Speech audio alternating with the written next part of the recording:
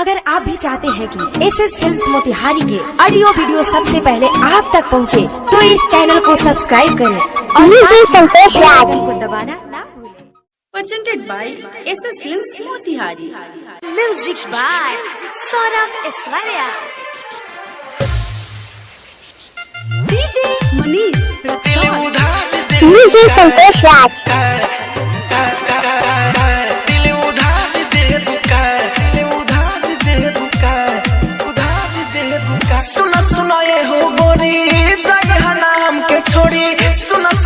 DJ Santosh राज।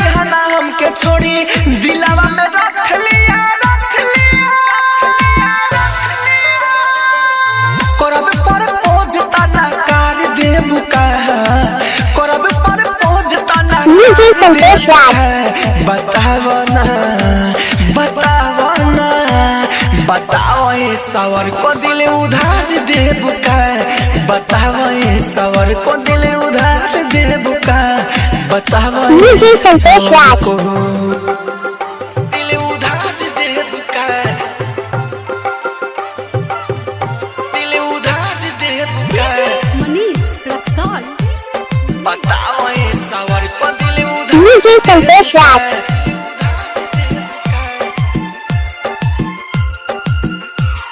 बताओ ये सवर को दिल उधार देबू का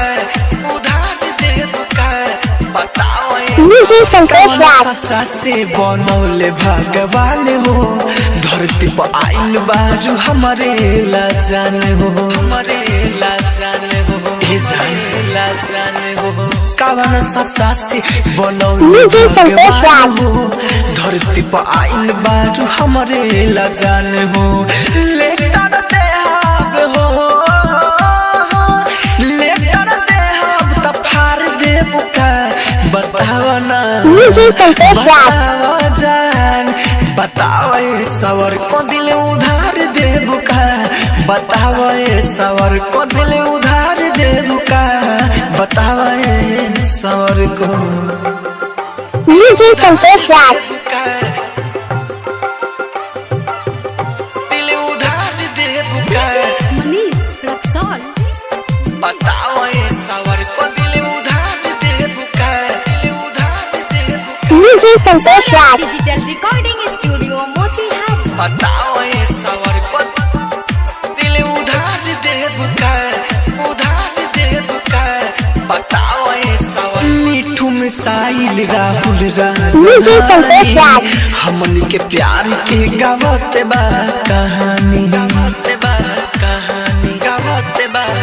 हाँ मिठू मिसाइल राहुल राजधानी हमन के प्यार डीजे संतोष राज। कहानी मुन्ना बिजंदार के जहान मुन्ना बिजंदार के सुधार देबू का बताओ डीजे संतोष राज। को दिल उधार देबू का बताओ ये सवर को दिल उधार देबू का बताओ ये सवर को सौरभ डिजिटल रिकॉर्डिंग स्टूडियो मोती।